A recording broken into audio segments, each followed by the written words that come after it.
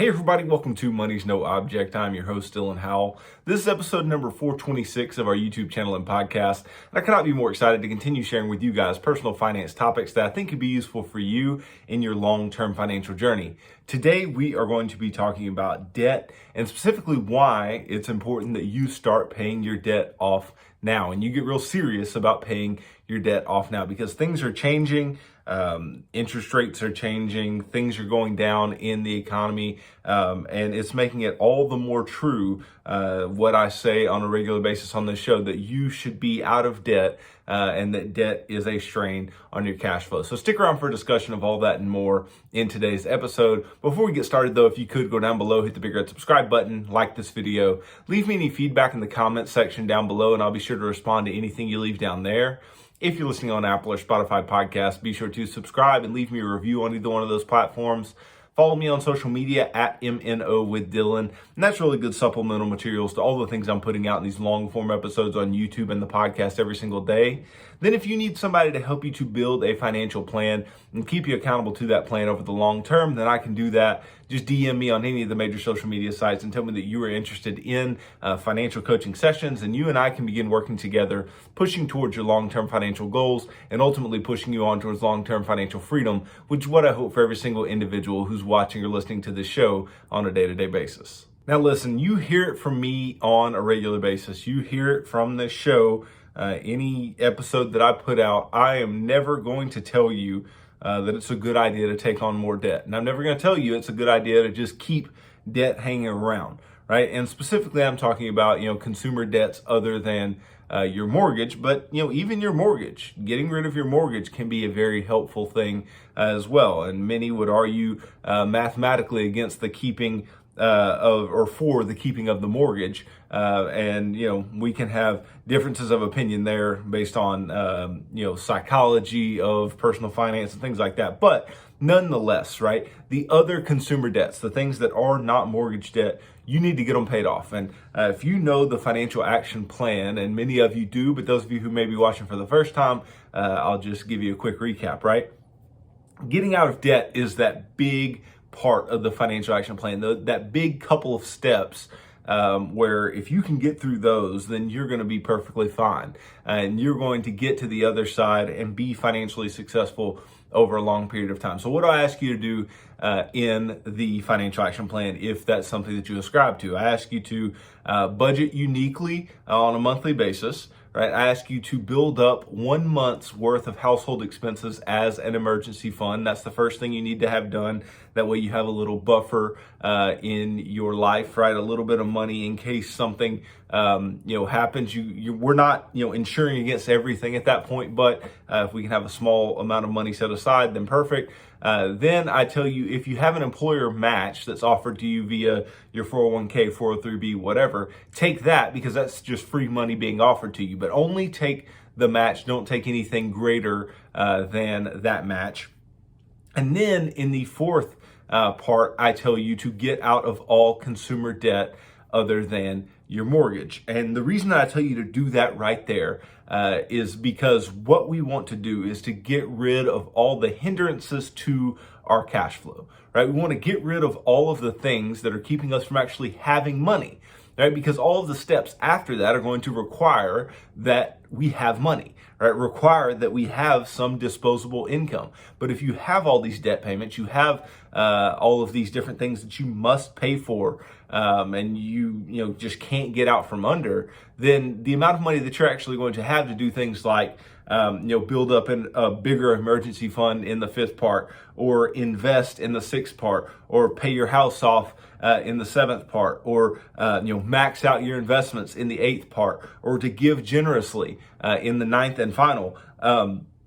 It's just not going to be there, right? You're not going to have the money that you need in order to do that. So it's very vital that you get out of debt, that you get rid of the strain on your cash flow. That way you actually have cash flow to do the things that you want to do and that honestly you need to do in your financial life. Now, why is it so vital right now? Why is it important that I talk about this right now? Well, some of your debt is about to get more expensive. And here's why. This past Wednesday, the Federal Reserve raised its benchmark interest rate, the federal funds rate, by a quarter percentage point. And you may say, okay, well, a quarter percentage point doesn't sound too substantial. Well, it's not just a quarter of a percent. It's the rates in the future are going to be higher because they've already said, hey, we're planning on 6 more rate hikes of a quarter percent in 2022, and maybe even more in 2023, right? And so that is going to increase interest rates on everything. Right? It's going to increase interest rates on every single type of debt that you could think of. So if you're consistently taking out more debt, if you're planning to take out more debt in the near future, it's going to be more expensive. If you have any type of variable or adjustable debts, then those are going to become more expensive, right? So this increase will likely impact the rates charged on things like credit cards, right? The average rate is just over 16% annually right now, according to Bankrate. And this increase isn't going to rock too many people's worlds financially. It's truly not, right? But those who are deeply in debt, or those who have, the propensity to go deeper and deeper in debt, it's going to continue to hurt you. And this is going to, all the more show you the reasons why being out of debt can be very important, because you aren't reliant on the decision making of some arbitrary body, right? You aren't sitting there waiting on the FOMC to say we're going to raise interest rates or we're not, or you're not sitting there going, oh, well, I would, put money on this credit card, but the rate's higher, or I would, take out this personal loan, but the rate went up, or whatever, right? You won't have to worry about those things because you're out of debt and you took control of your own financial life, right? Now, the big danger comes from this type of thing happening several more times over the next few months, and potentially in bigger chunks, right? Because the bigger fear is not that we have these quarter percent rate hikes and everything is as planned, because the market is pricing that in already. The worry is that you wouldn't just see that, but you would see a more aggressive approach by the Fed to ward off inflation with half percentage point increases, or even greater if something more catastrophic as far as inflation impacts is coming in the future. So like I said, the central bank's forecast, the Fed's forecast, is 6 more rate hikes in 2022, which could mean a rate of 1.9% by year ends for the federal funds rate, and they see 3 more hikes in 2023. Now, they began obviously increasing rates in order to combat inflation, which is at its highest level in more than 40 years, because the whole idea is, right, if you have inflation running really hot, that's because the rate of growth is very high, prices are increasing, and the way that you would historically combat that is by increasing interest rates, because it becomes more costly to borrow for firms, and growth would then slow, and inflation would back off, because hyperinflation is just a huge issue, right? Because then consumers can't pay for things, they don't have the money to pay for things, and we're already seeing that become an issue, but we don't want that to be out of control, so the Fed is trying to increase interest rates to combat this. Now, as prices rise on everything from groceries to cars, many are turning to credit cards for some relief, which you can then see the issue that I'm getting at here, because if your credit card rates are in fact going to change, and then people are relying on credit cards to just get by based on the fact that they haven't taken good control of their financial life, then they are going to pay more and more in interest and fall further and further behind, which is not what I want for you guys, right? I want you to be financially secure. I want you to be financially free. And the best and most available way to do so is to get out of debt and stay out of debt over the long term. Now, during the COVID-19 pandemic, 30% of U.S. adults increased their credit card debt, LendingTree found. Of those, 48% cited inflation, 34% named income loss as the top driver of their debt. Now, the online survey of 1,249 consumers conducted by Qualtrics was conducted from February 7th to February 10th.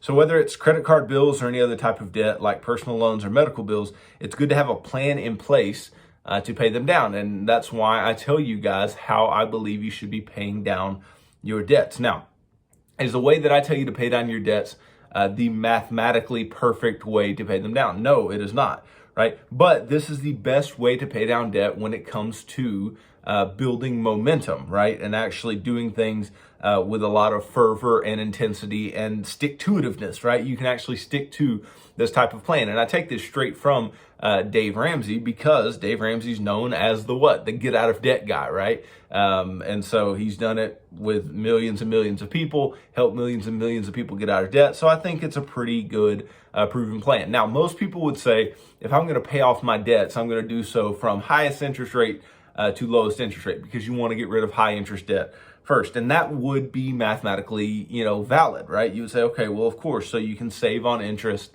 on your highest interest debts, and you can pay off the lowest interest debts later, which will accrue less interest. That would make sense. But the best way, the most efficient way to go about paying off your debts is to list them smallest amount to largest amount, right? And then go from smallest amount to largest.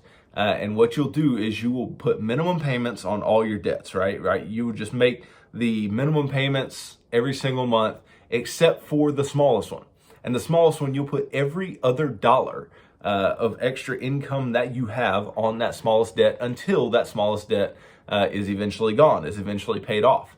Then once that smallest debt's paid off, you'll take everything that you were putting on that debt and put it on the next one, and keep making minimums on all of the other debts. And what this is going to allow you to do is it's going to allow you to get some momentum, because you'll actually make some small wins, right? If you have a small student loan, right? Because we say list every single one of your individual loans. Don't just, take the $40,000 in student loans that you have and put it there. Take all 8 loans or all 12 loans or whatever, and list them smallest to largest. And you'll see one get paid off and you'll get really excited. Or you'll see a small credit card bill or medical bill get paid off and you'll get excited. And you'll see that you can actually do this. You can actually have some zero balances. And so you get that done, and you just continue to work right down the list all the way to your largest debt, and then you can knock that out. And you know that you can, because you've worked to that particular point, right?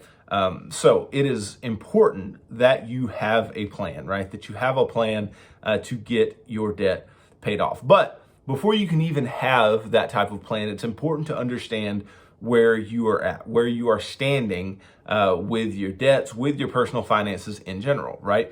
So if you are not budgeting, there's a reason that I tell you to do that first and foremost in the financial action plan, because you need to know where your money's going, right? You need to know what's coming in, what's going out, where you're spending your money. You need to track your spending, see where your money's going. That way you can know where it went, and you can know what adjustments you need to make in your financial life in order to get your financial house, your financial life back in order. So identify where you're spending money and see if it's in line with your goals.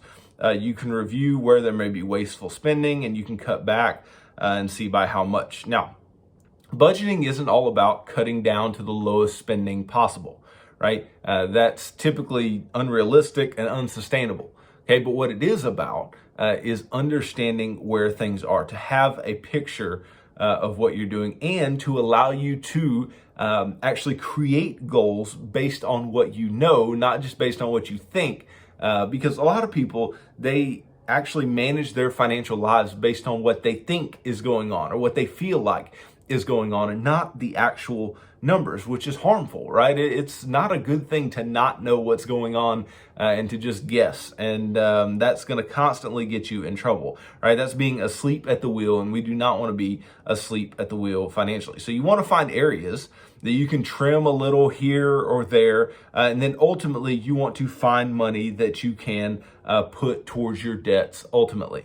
Right. And then, not to mention, you need a picture of your debt situation. So I ask you to budget, true, right? But you also need to, as a part of either that budgeting process, probably that budgeting process, because in the financial action plan, by the time you get to the point where you should be paying off debt, you should already know that you're going to be paying off debt, right? So as a part of that budgeting process, put together a little net worth statement, right? Where you have all of your assets on one side and all of your liabilities on the other. And all that a liability is what you owe. It is your debts, right? So you need a picture of your debt situation. And of course, listing them smallest to largest here can be useful. That way you can get a general idea. So you need to make a list of what you owe, to whom you owe it, your minimum payments, your interest rates, all those types of things, so you know where you stand, right? Now, once you have your list of debts, then you need to start that debt snowball method and have that plan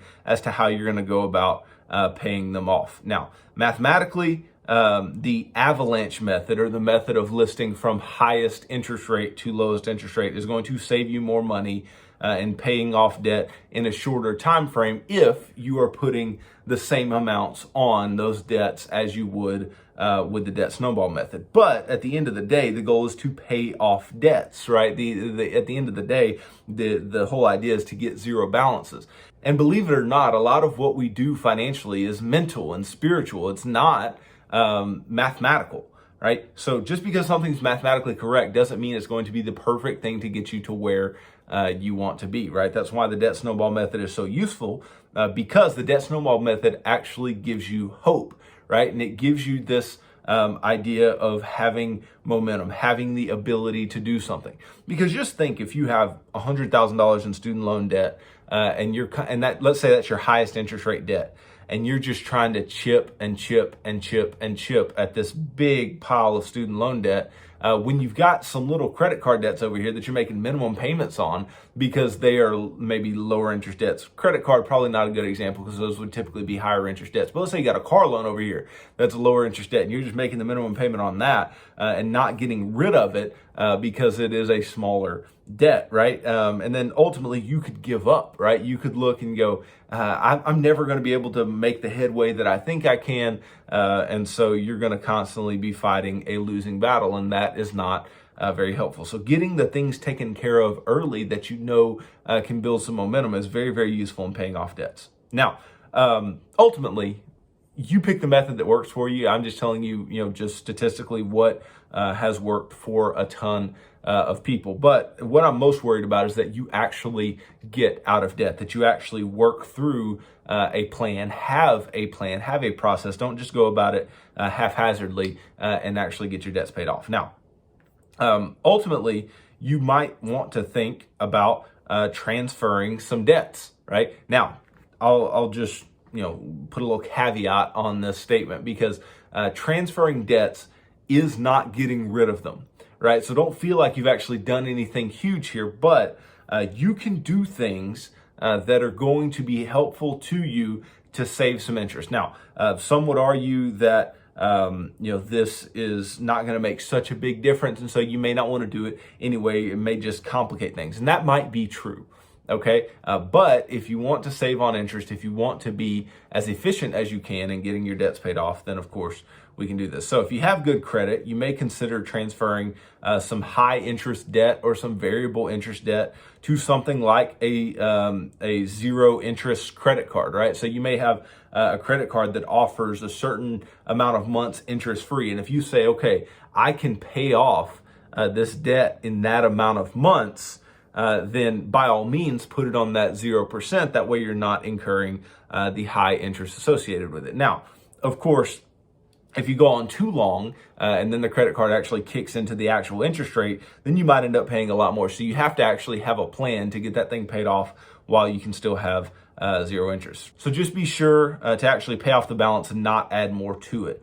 Right. Also understand any fees, deadlines, and other fine print details before you sign up for something like a zero interest credit card. So for instance, there's often a one-time fee for each balance transfer. So if you're transferring one debt to another place, another option is transferring high interest debt to a low interest personal loan, right? And so this would be better known as debt consolidation, right? You're basically taking higher interest debts and just consolidating them into a lower interest debt. So you take out this personal loan in order to pay off all of these higher interest debts. Again, that may feel like you did something, but ultimately paying off those debts is just transferring them to a different place, not completely getting rid of them, right? So we need to keep the goal in mind. The goal is get the debts paid off, but you can do these types of things to make some marginal difference while you are trying to get to where you need to get to.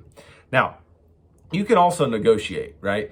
So especially with credit cards, especially with things that are going to be variable based on rates increasing, you can benefit by negotiating. Now, not many people ask their credit card company to lower their rate, yet it often works, especially if you have good credit. So a pre-pandemic survey by LendingTree in 2019 found that 80% of those who asked for a lower interest rate were actually successful, right?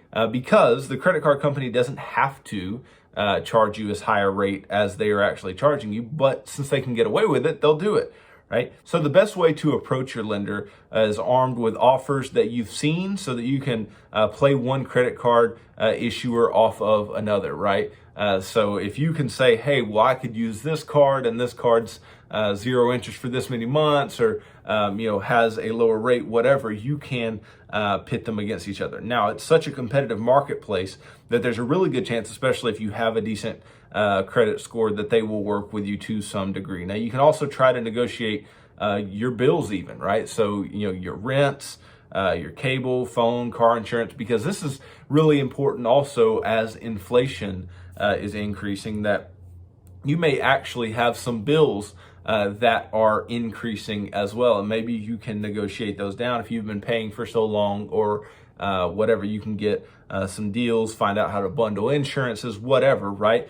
And you may say, well, what's that have to do with paying down debt? Well, the less you pay on those things that you're going to have to pay on anyway, the more money that you can have to actually work on your debt. And then you may also consider asking for a raise at work, right? So we know with inflation increasing, this is actually giving you a valid reason to go and ask for a raise. Not to mention, a lot of places are having trouble finding workers anyway, right? There's a bunch of people unemployed and a bunch of job openings, and yet matching them becomes quite difficult. Now, I say a bunch of people unemployed. There's plenty of people unemployed. The unemployment rate, though, is still quite low relative to what it has been, as the pandemic has gone on. But, right, we want to make sure that we're taking advantage of these imbalances, of these increases in prices, by going and asking for the things that we need to ask for. Or you can just, take on side work, do whatever you need to do to expand your income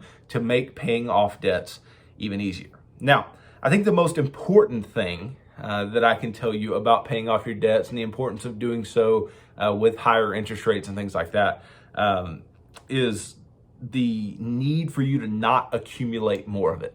Okay. If I can ask you to do one thing, it's don't accumulate more debt, right? And it's not just because that debt is going to be more costly in the future. Yes, that's the idea of today's episode. Yes, that would be a fantastic reason to not accumulate more debt, because that debt is going to be more costly. But even in times when debt is not very costly, I will continue to preach, don't accumulate more debt. Right? Because the more debt that you accumulate, that is just more money that you are going to be throwing down the tube, right? That's just more money that you are going to be spending in interest. That's just more that you are not sacrificing today to gain later on. What you're doing is you're mortgaging today in order to have something that you may not be able to have until the future, right? Because just think about the time that it would take. Let's say, just for example, let's say you want to buy a $50,000 truck, right? Nice truck. You want to buy a $50,000 truck, and you could go and finance it and no problem, right? Buy it, good deal, right?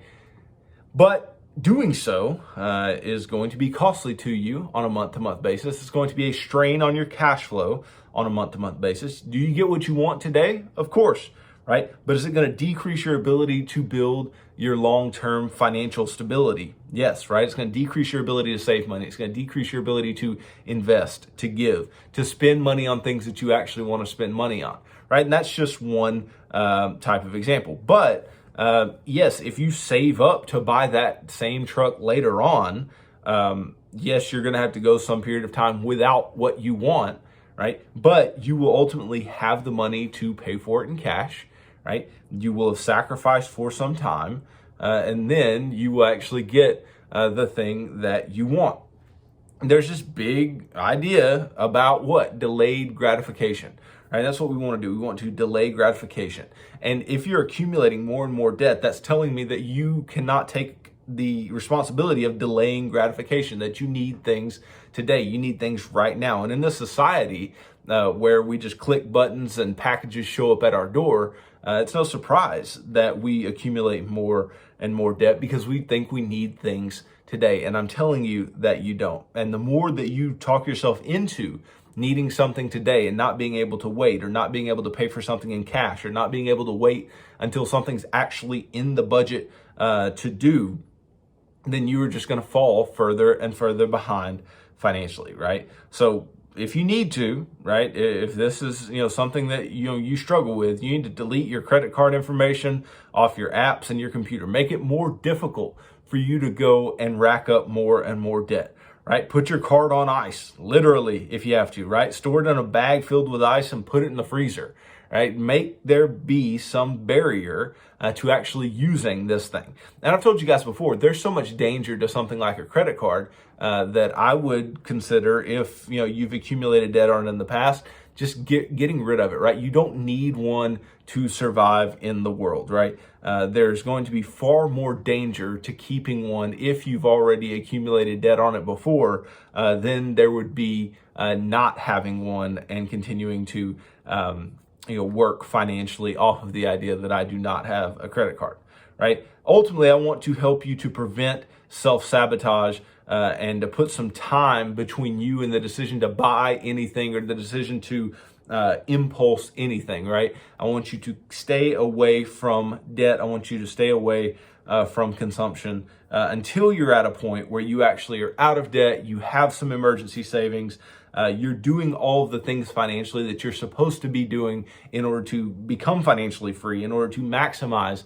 what you have. You start investing, you buy a home, you're paying off all these types of things, right? And then you can spend money in a way that is still in line with a budget, but in a budget that actually has money in it and that is not so just strangled by the idea of debt payments and you constantly having to consume more and more things. Look, I know that it's a hard thing to realize, right? Or a hard thing to look in the face sometimes, that your debt is getting in the way of you being all that you can be financially. But I'll tell you this, it is the biggest thing. It is the biggest hindrance to your ability to build financial freedom, to build financial success over a long period of time. It is what's constantly keeping you held back, right? The problem in this country is not that people don't make enough money. That's not the problem, right? It may be the problem in some instances, but on average, that's not the problem, right? On average, the problem is that people consume too much stuff, right? That we cannot wait, that we cannot delay gratification into any time in the future. We have to have it now. We have to finance it today. And then we do that with everything. We do it with furniture. We do it with cars. We do it with, wheels. We do it with, what else can you finance? You can finance everything, right? You can, do everything on, 10 easy payments of whatever, right? There's so many things, just frivolous things that you can finance, and we continue to do so. And that's what's going to hold you back from being financially successful. It's not the fact that you don't make as much money on average. Again, you might not make enough money, but that's something that you have to deal with in your own situation, not the average that I'm talking to, right? On average, we are just huge spenders, and that is what's holding us back. So I want to help you out of that. I want to get you to start paying your debt off now, because if you don't, debt is only going to be more and more expensive in the near future relative to what it is today. So get it into gear, get your idea of working a financial plan going, and hopefully you can ascribe to something like the financial action plan and get your debts paid off with a lot of speed and a lot of fervor in the near future. So thanks for watching this video. If you could go down below, hit the big red subscribe button, like this video, leave me any feedback in the comments down below, and I'll be sure to respond to anything you leave down there. If you're listening on Apple or Spotify podcast, be sure to subscribe and leave me a review on either one of those platforms. Follow me on social media at MNO with Dylan. And that's really good supplemental materials to all the things I'm putting out in these long form episodes on YouTube and the podcast every single day. Then if you need somebody to help you to build a financial plan and keep you accountable to that plan over the long term, then I can do that. just DM me on any of the major social media sites and tell me that you are interested in financial coaching sessions. And you and I can begin working together, pushing towards your long-term financial goals and ultimately pushing you on towards long-term financial freedom, which is what I hope for every single individual who's watching or listening to the show on a day-to-day basis. So tune in tomorrow as I continue talking about personal finance topics that I think could be useful for you in your long-term financial journey. So thanks for tuning into this episode of Money's No Object. I'm your host, Dylan Howell. God bless.